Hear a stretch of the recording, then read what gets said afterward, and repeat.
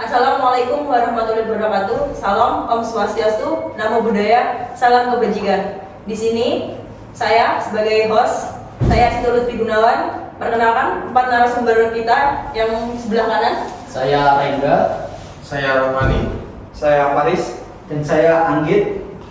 Kemudian untuk podcast hari ini kita akan membahas isu tentang paskibraka yang hampir pingsan setelah pengibaran bendera. Pegang tangannya. Besok, bisa pegang tangan. Tahan. Jangan. Tahan. Ini di turun tangan ini. Besok pegang. Langkah tegap maju. Terkait isu pertama yaitu tentang hal tersebut, bagaimana Mas Faris?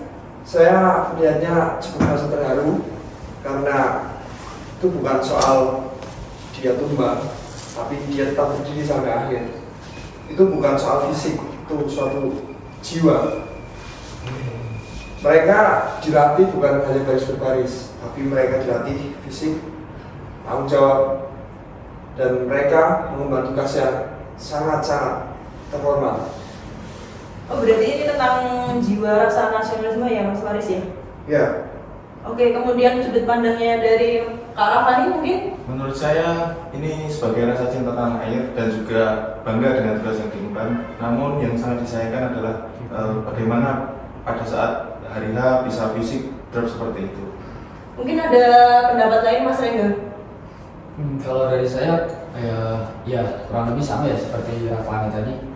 Mereka itu orang yang dipilih, kalau kata Faris, mereka udah latihan lama, mereka juga berbulan-bulan kan ya prepare-nya ya, sampai berbulan-bulan. Cuma sayang sekali pada di hari H-nya itu ternyata nggak sesuai dengan ekspektasi. Ada banyak sekali kasus kan ya, nggak cuma 1-2. Ada yang dari Surabaya itu sama Mamasa, kalau nggak salah Kabupaten Mamasa itu benderanya kan kebalik tuh jadi putih merah. Nah itu fatal sekali sih menurut saya. Selain daripada yang beberapa yang pingsan, hampir pingsan ya, terus untung dibantu temannya. Itu kalau menurut saya ya sangat disayangkan sih. Dan nasionalisme seperti apa yang mereka tampilkan ketika pada akhirnya hasilnya tidak sempurna gitu. Itu dari saya sih. Ya, jadi Kemudian ada tanggapan lain Mas? Baik, tanggapan saya gini Mbak. Jadi kami sejujurnya bangga dengan sikap dari teman-teman Paskibra yang bisa mensupport temannya walaupun sampai pingsan. Tapi ya ada sisi lain, kami juga ada rasa kecewa juga, sudah berlatih begitu lama tapi ya masih ada kesalahan. Nah, maka dari itu dari kami mungkin ada harapan ya bagi pelatih, pemerintah ataupun pembina di situ untuk meningkatkan lagi ataupun mengevaluasi diri sehingga proses pelatihan, pembinaan hingga eksekusi itu bisa berjalan sesuai harapan seperti itu. Jadi seperti halnya contohnya sudah dibina fisik lama tapi pada akhirnya pada hari H itu masih ada yang hampir pingsan. Sudah dibina fisik lama tapi benderanya masih terbalik. Ya ada hal yang disayangkan tapi juga ada rasa bangga karena ya dari momen-momen ini kita bisa tahu bagaimana sikap dari teman-teman semua ataupun yang buat kita nasionalisme itu bukan itu yang itu loh, improvement dari teman-teman pas itu juga sangat baik karena dari pas berjalan mereka mau pingsan temennya langsung pegang. Itu menurut saya luar biasa. Itu adalah suatu keberhasilan dari para pelatih membentuk mindset dari teman-teman Paskibra bisa satu tujuan itu loh, bisa megang temennya. Itu kan sebenarnya nggak ada di latihan tapi mereka udah tahu apa yang harus dilakukan. Nah itu saya bangga di situ. Baik untuk pelatih, baik untuk teman-teman yang melakukan kegiatan Paskibra itu hal yang luar biasa. Tapi ya minta tolong lagi untuk kedepannya, soalnya ini upacara yang sakral dan juga harus dituntut kesempurnaan. Maka dari itu ya minta tolong kedepannya bisa lebih baik lagi. Seperti itu Mbak. Untuk Oh, berarti ini evaluasinya terkait tentang pembinaan fisik ya, fisik dan mental terutama ya. Apalagi yang tadi bendera terbalik kan itu bukan hanya soal fisik, tapi juga mental dan fokus. Terutama kesiapan selanjutnya untuk menghadapi 17 Agustus kemudian yang diperbaiki masalah mental dan fisik.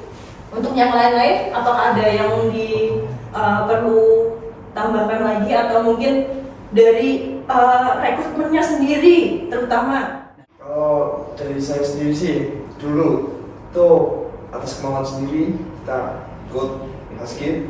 Kalau kita berlatih, di situ bukan hanya baris-baris, latihan fisik. Dan yang perlu digarisbawahi, mereka itu juga manusia biasa. Pasti ada rasa lelah, capek.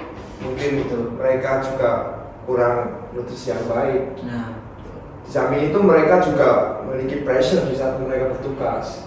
Jadi di saat mereka merasa tekanan itu membuat mereka tidak fokus, ya mungkin yang terjadi seperti itu. Tapi perlu kita pahami juga karena mereka ya sekedar manusia dan perlu diapresiasi juga dan perlu dukungan dari berbagai pihak supaya hal itu tidak terjadi lagi untuk depannya. Lalu kemudian untuk Mas Nenda, apa pendapat Anda terkait pemerintah tentang Paskibraka? Apakah itu sudah cukup atau perlu improve lagi dari pemerintah? Kalau dari sisi pemerintah ya sebagai yang mewadahi itu menurut saya banyak sekali sih yang perlu dievaluasi. Kalau kata Faris tadi sebagai yang mantan seorang paskibraka ya Faris ya? Paskibraka, kalau Ya, paskibraka itu nasional. Oh iya benar, kakak nasional.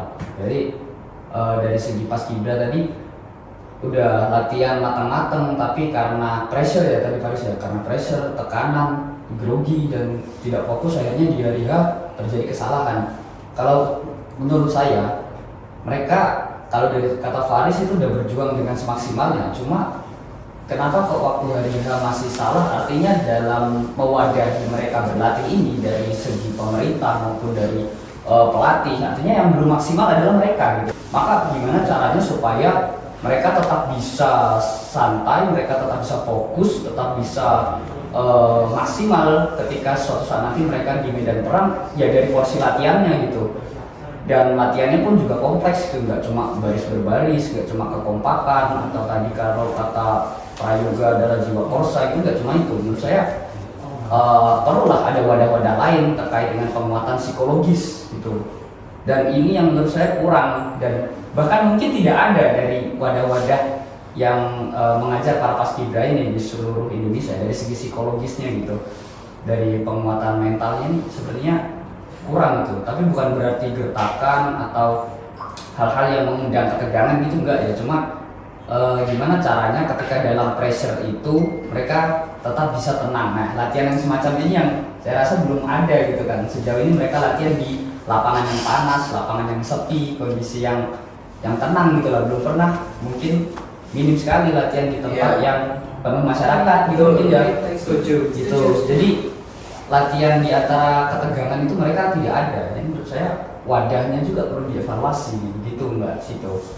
Kemudian untuk Mas Rafani sendiri, apa ada pendapat yang lain? Kalau menurut saya dari sudut pandang warga biasa ya sudah mengapresiasi dengan sangat bagus sekali sebagai paskibraka.